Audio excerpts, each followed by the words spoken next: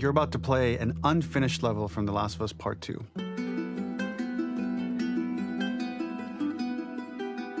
The reason we added this section is there are a few sequences, and we picked the 3 of the best ones, that we cut from the game. Often we build a game that's much bigger than what ends up being the final product. They were months away from being finished, but we wanted to give you an insight of what it's like when we built the game, because often we have this whole thing constructed and it doesn't have final art or audio or dialogue.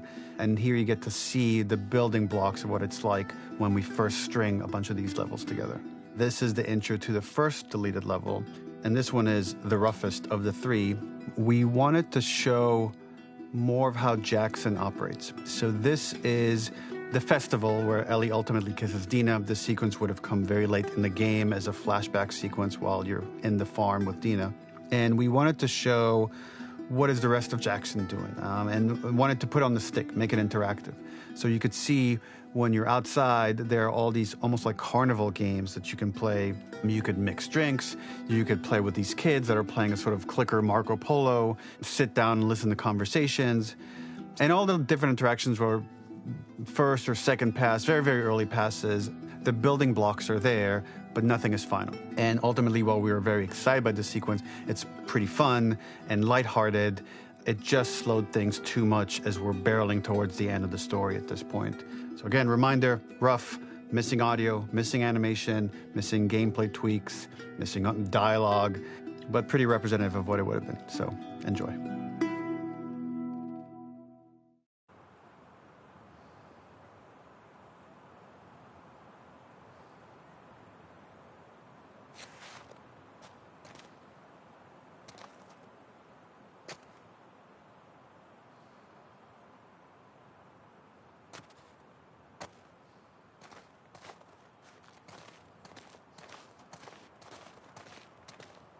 Originally, this level was going to transition us to farm. We would go all the way through to the dance, where Ellie and Dina share their first kiss. Then we would play through farm, and when Ellie plays the guitar at night, she would remember the Seth incident. So, the opening for this was a little tricky. We needed it to match at least a little what you might expect emotionally coming from prior beats, because we were already purposefully disorienting you in time and space. Remember, you just came from this huge fight. To jump straight into it would have been a little too jarring. After some back and forth, we rooted it in Ellie's nerves, calling back to her hands shaking in the theater. But this time, for a much more innocuous reason we'll find out later. She's nervous because she has a crush on Dina, who is the only reason why she's here at the dance.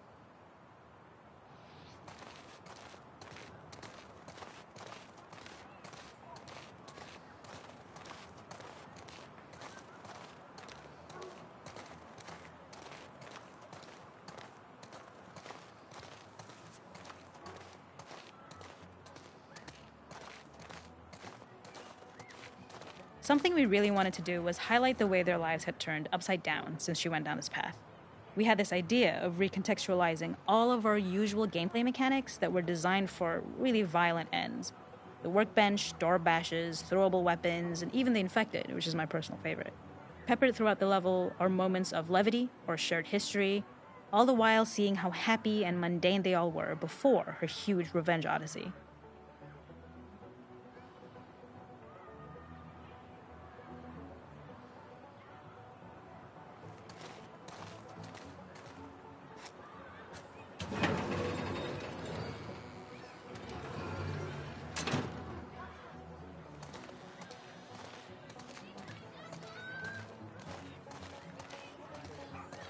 It is not a festival without one of these throwing games. This one, of course, uses our throwable system where you're often chucking explosive things or stunning things, but for a more wholesome purpose, although some people take this game really seriously. A fun aspect of this is if you did well, you could win a toy here. Ellie would place it in her pocket. If you had done this, you'd find the toy with JJ, the baby, later back at the farm. When we cut this, the toy made it through anyway because it was so cute. It is the same one you see on the tractor at the farm. Ollie the elephant.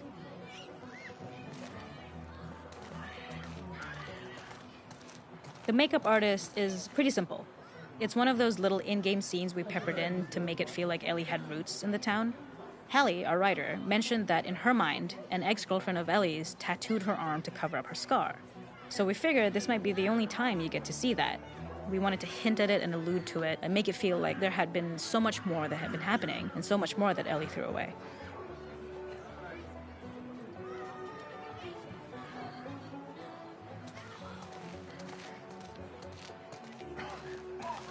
This is one of my favorite sections because I think that it achieves both the slice of life aspect of Jackson while also being a stark reminder of how dark the world that they live in really is. To attract attention and curiosity, one of the kids was supposed to make this adorable, messed up little clicker impression, and the others would giggle. We tried a version where if you got close enough, the kid might try to follow you a little before turning back. Since clickers are blind and move by echolocation, for this game of messed up tag, Ellie must close her eyes and listen for when the children give themselves away. The thought was that these kids are in relative safety. They still grow up with the dangers of clickers and runners, and all those lessons would embed themselves in the games that they play. When the festival got cut, they tried to preserve this moment and move it to the front of the game where the snowball fight is, as a tutorial. However, being in the headspace of a clicker doesn't really teach you how to deal with them. Eventually, it evolved, and they instead made the snowball fight, which was, I think, way more effective. For me, it's character illuminating that not only does Ellie know this game, she plays along. There's a familiarity with the kids that's really nice to see, especially because it's such a difference from the Ellie we see later, who has a sort of hollow normalcy that she's trying to get with JJ, but kind of fails.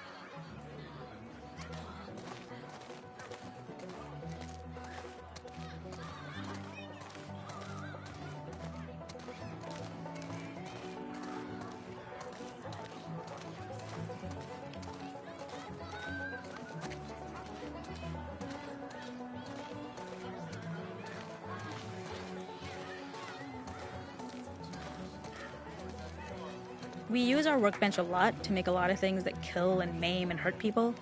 Here, we had the silly idea of using the same feel, harkening back to the same animations, using the exact same UI to instead fix a drink. Like the workbench, you could pick your base and then you could add something to it. And at the time, we had some different reactions from Ellie based on how strong you chose to make the drink. Something we wanted to prototype though, before it got cut, was picking up some ingredients around to add, like a lime or maybe a bottle of someone's favorite whiskey or salt, like you were earning upgrades. We also toyed with having Ellie carry around the drink you made and occasionally sip it, psyching herself up to go talk to Dina inside because she's nervous.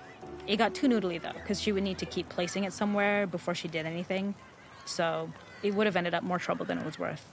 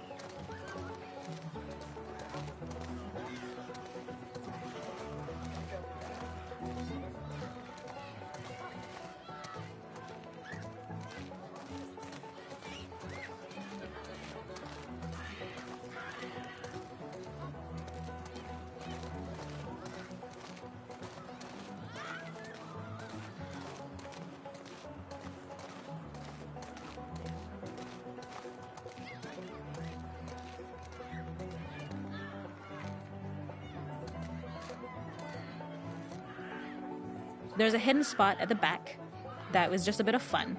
It was highlighting Jackson's normalcy with something we would find in a real world. In the back, you would find teenagers finding some alone time with each other in a dark corner of a party. It was rewarding the player for peeking into a hidden corner, but ultimately redirecting them back to the festival. We also had versions of them smoking weed here, despite Maria's consternation, probably having gotten it from Eugene.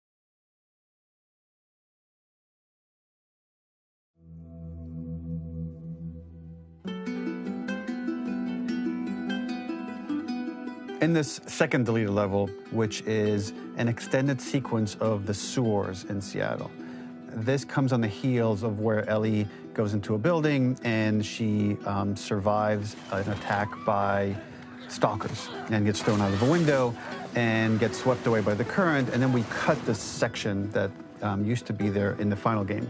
Now you will get to play it. So this was a way to get a bit more interesting puzzles, interesting traversal, figure out how Ellie can navigate the sewers with the fighting current.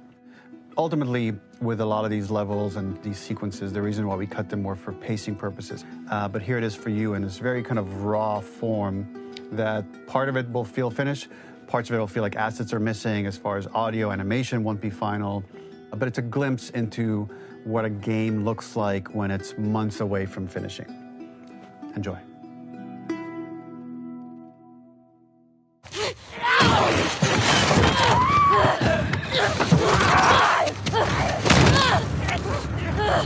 Get off of me!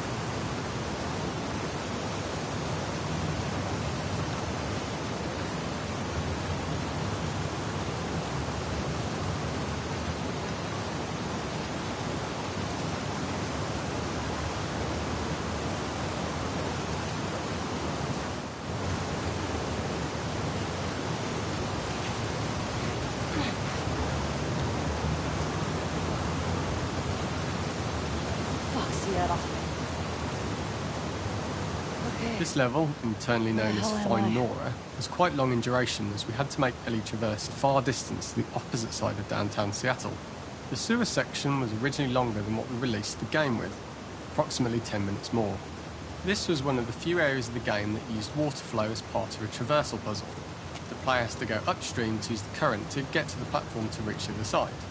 We mostly cut this mechanic game-wide, however it remained in essence in the section swimming to the aquarium as Ellie, when you were avoiding the waves.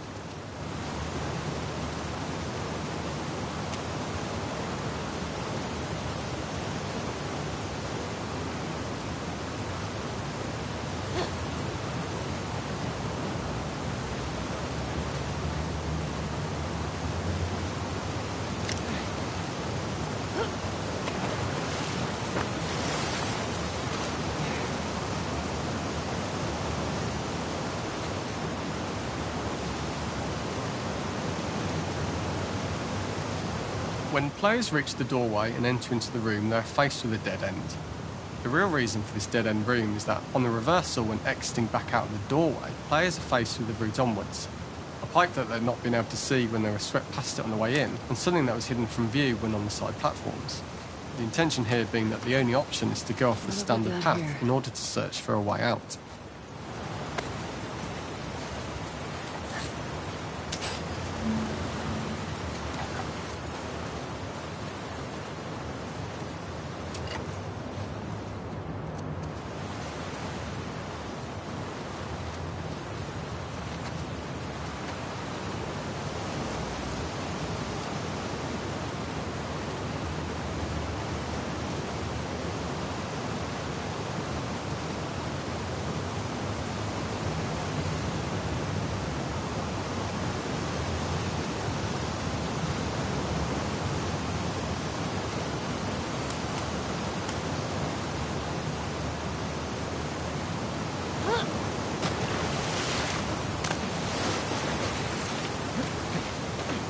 The ladder acts as an immediate goal for the player, but being able to climb out is not going to be so easy. To keep levels interesting and engaging, we alternate between positive and negative values the player experiences. Here, it's a positive to have found a ladder, but then a negative to discover it's not the solution. But then another positive to identify the next short-term goal of the doorway. By alternating between these opposing values, we give players what they expect, but not how they expect it.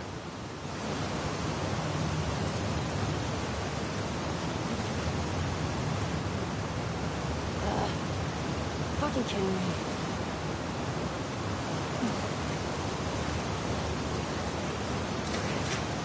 Okay. There's gotta be another way out.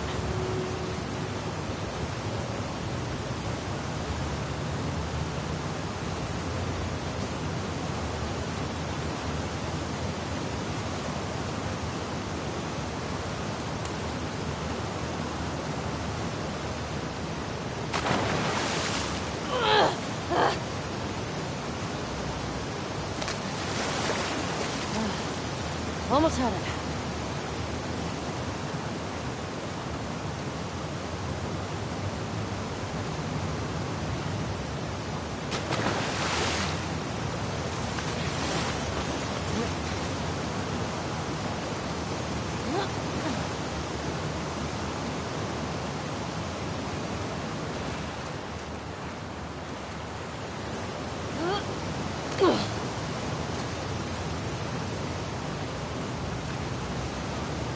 Get me the hell out of here.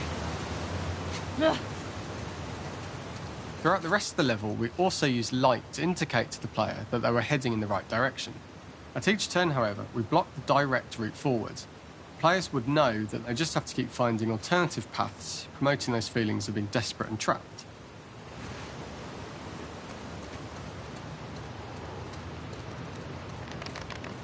We slowly introduce the player to consider climbing into smaller pipes and crouching in these tight spaces. This is to slowly build up to, and encourage, the player to climb into such a small pipe that they'd have to be crawling on their stomach, Up and out. which is something that the player previously Keep may going not up have and out. recognised as a playable space, let alone the desired route they need to take. We added a tiny space just to reward the player's exploration with a pickup item, and we made sure it was something that made sense that you'd find in this area. A canister and all the garbage that had been washed into the sewers from the surface. We loved the idea of making Ellie prone through a tiny, dirty pipe in order to get out, as it was a great opportunity to use our prone mechanic. A unique camera setup was created to support crawling in these pipes, your shit, as the Ellie. standard prone camera is much higher above the player.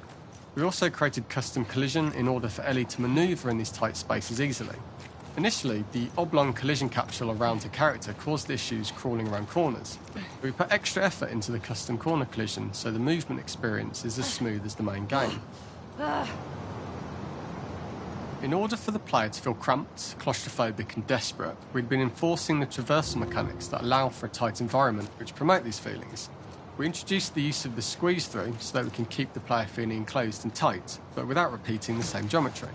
Here we change from low ceilings with wider walls to high ceilings and tight walls to change up the spatial pacing and keep the level from repeating itself.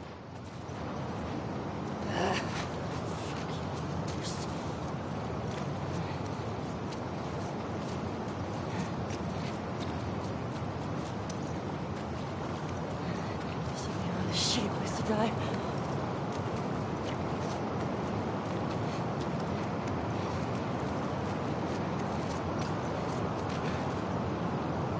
Originally, we had the waterline much higher here, so players had to swim through this tight tunnel. However, from watching user test feedback, it was occasionally causing people to discount the route entirely and turn back on themselves. So to avoid any risk of this happening in the final game, we present a lower water level so the tunnel is easy to see and commit to using. Although this isn't as impactful without the prone swim, it's the better decision as it means a smoother experience for the player with no backtracking frustration. As we surface from the water and over the crest of the slope, we reveal what is further in this tunnel. A clicker that sprouted and the fungus has grown on the sides of the pipe. It was great to see people who user tested this area becoming increasingly worried as we forced the player to squeeze past the fungus and inches away from the clicker's face, all the time not being sure whether the clicker might be alive or attack them. Although we aren't as cruel as to force a clicker attack in such close proximity, we do have a payoff for this moment. Come on. This clicker momentarily turned into Joel to show Ellie's PTSD from what happened to Joel at the start of the game. Ultimately, we decided to save this moment for the farm level, as it was more impactful there because it could become the centrepiece of that experience. Whereas in the sewers, we weren't able to make it as much of a narrative point and give it the breathing room and reaction time that it deserves, given the tight space. We draw the player towards this pipe, as it is seemingly the route out of the tight space. Fairly soon, it is obvious that this path is blocked. If the player goes all the way up to the bars that block the path, they are rewarded with a pickup, so this journey is a little wasted.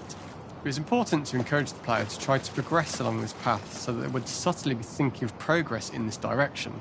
We hint to the player that there is a bigger, new space beyond this pipe by showing the player the waterfall. This helps players consider the other route when they don't know how far the tunnel is or whether they'd make it.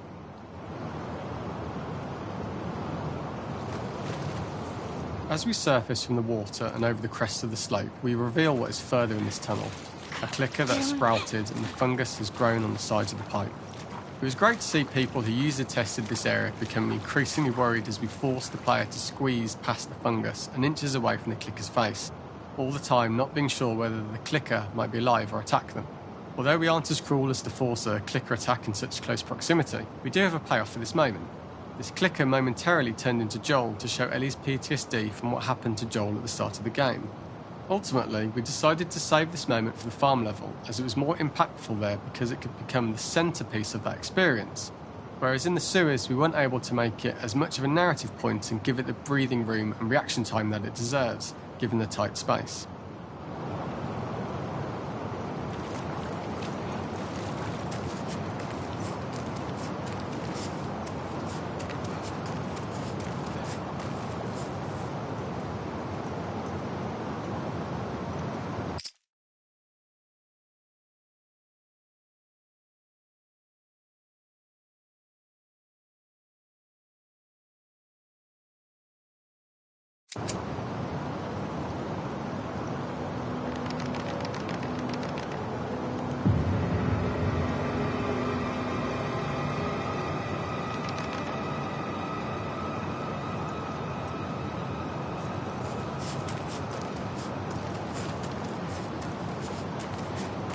Oh, shit!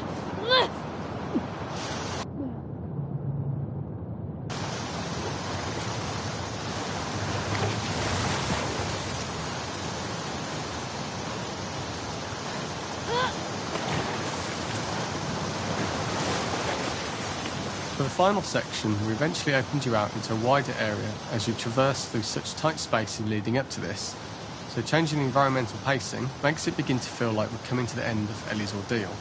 An earlier iteration used the current that we'd shown at the start for a slightly tougher traversal puzzle to conclude the sewers. The ladder was clearly visible from most of the area, but the player was faced with a fast-flowing torrent of water they couldn't cross. If the player attempted to jump into the water, they were not able to swim across the ladder due to the water's speed, but instead they had to traverse the pipe running along the top of the space in order to get across the water.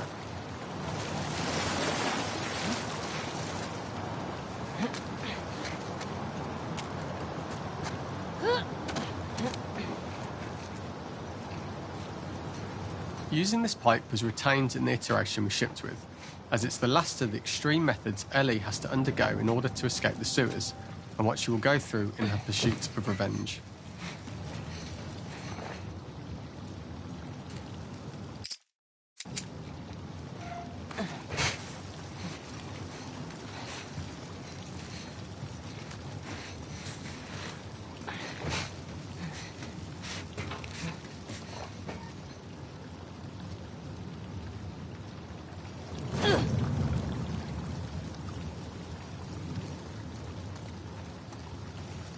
The last ladder climb is quite lengthy, and although we could have trimmed it down to a shorter climb, we liked how this last segment of the journey built anticipation for whether there was success at the top or not after all you've been through.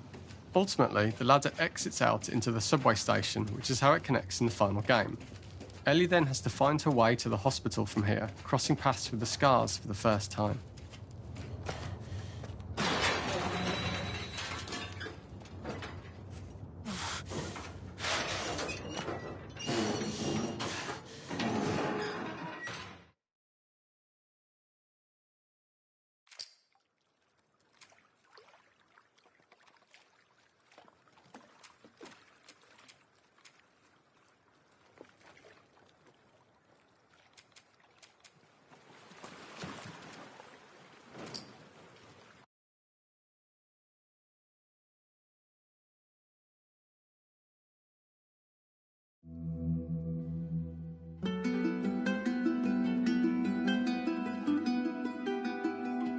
For this third and final deleted level, what we call the boar hunt sequence, this was a sequence pretty late in the game. It was right after the whole Seattle Abby sequence where Abby spares Ellie. And then we wanted to come back into Ellie's story, but keep it a bit mysterious of how much time has passed, where is Ellie now? So we're coming in on Ellie, and she's following a trail of blood. And we wanted to mirror, in a way, the deer hunt sequence from the first game, but this time do it with a boar. And there's something with Ellie that now she can't let go of this violence. She's pursuing it, even against this innocent animal. This was another opportunity to show how the violence that Ellie has experienced, the violence that she witnessed being afflicted onto Joel, is still sticking with her, and she's still experiencing these PTSD moments. This was a sequence that was pretty far along and was cut pretty late in production. Parts of it are still really rough, but the gameplay, the building blocks were all there. I think you'll have fun to see, like, again, a rough, unfinished sequence that you can play. You can see all the way to the end, and including a cinematic that we end up cutting. And the remnants of the sequence ended up being mentioned in Ellie's journal. So this part of the story that we developed still made its way into the game as kind of optional stuff that you could read about, but here you get to experience it. So as a reminder, this is pretty rough, months away from being finished, but you get to see it now.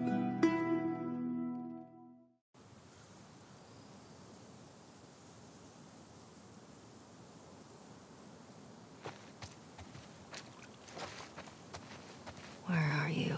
So the boar hunt was one of the hardest levels for me to work on. It was a huge challenge with the systems that we had, and we kept trying, but it never felt quite right. Originally, the level happened after the Jackson Festival, which also got cut, but before Farm. Once the festival got cut, it became the prologue to Farm. The intended experience is that we jump forward in time after the fight with Abby in the theater. We don't know where Dina is. We likely assume she's dead because she was just bleeding out. Ellie is alone. Her hair is short. So maybe this is the future or the present. And she's hunting. Hunting who? Abby still?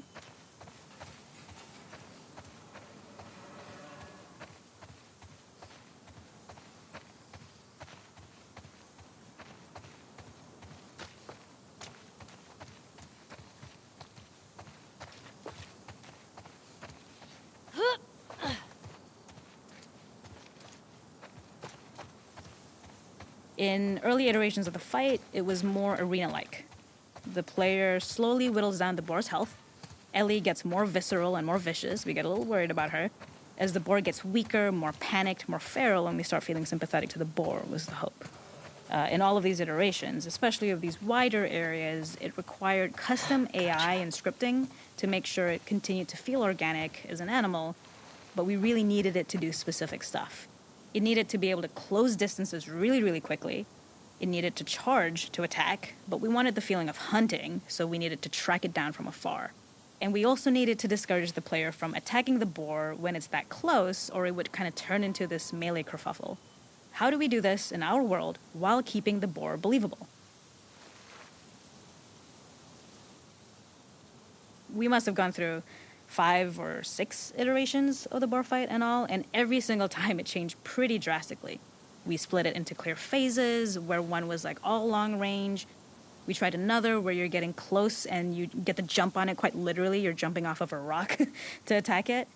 And then finally, we tried a bunch where you almost sort of go around a bunch of trailers and try and wrestle it. We uncovered after some time that taking down a boar over several phases felt very laborious and a little dramatic. It was comically long, it felt too boss-like, a little too gamey. We decided to cut the first few phases, and we opted for a cold open after the boar had already been hurt off-screen. So that allowed us to focus on feeling like we're closing in on prey and to introduce the boar when it was at its most dangerous. Already hurt, already feral, much too close for comfort. And so the thinking was it would bring us more into Ellie's mindset. Is this really hunting for food, or is she hunting for some other reason?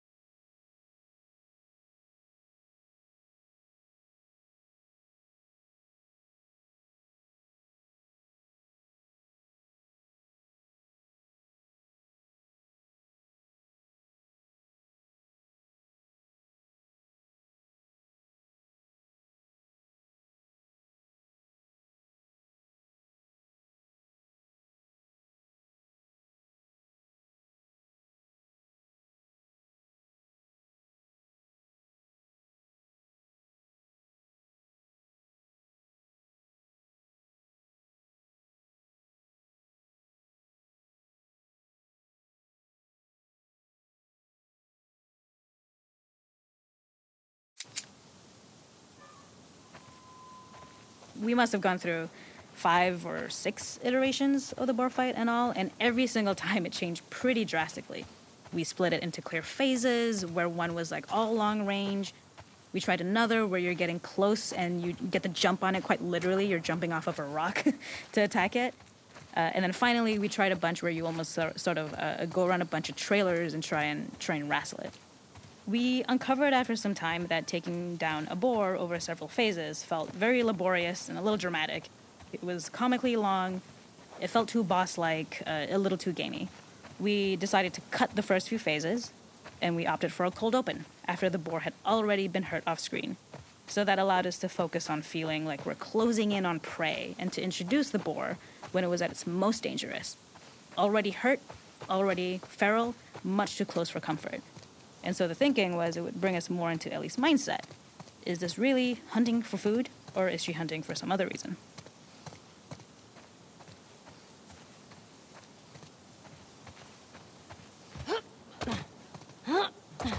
The gas station was built to highlight the boar's destructiveness. Since it's cramped, the boar feels larger. We also feel trapped with it, though perhaps it's trapped with us. When it charges, it gets to us quickly, so we must be on our toes. This made it more aligned with Ellie's sort of hunting for trouble mindset. Listening became more important, as well as moving around slowly so it didn't hear you. Could you spot it before it saw or heard you? And could you get a shot off quickly enough so you could dodge out of the way? Or is the shot worth the cost after? It feels like a gamble. By the end of the fight, everything would likely be in shambles. The boar would burst through the back, and Ellie would follow it and finally enact revenge.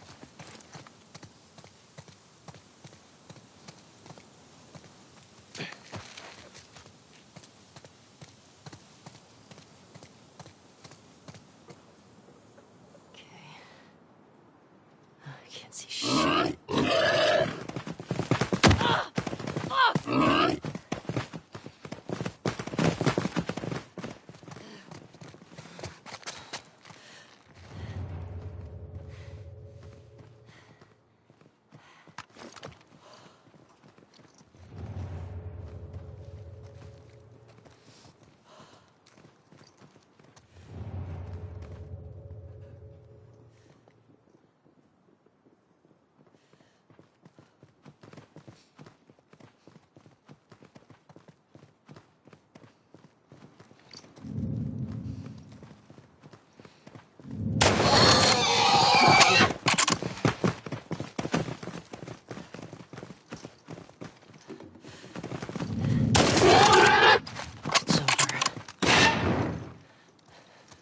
Nowhere to run.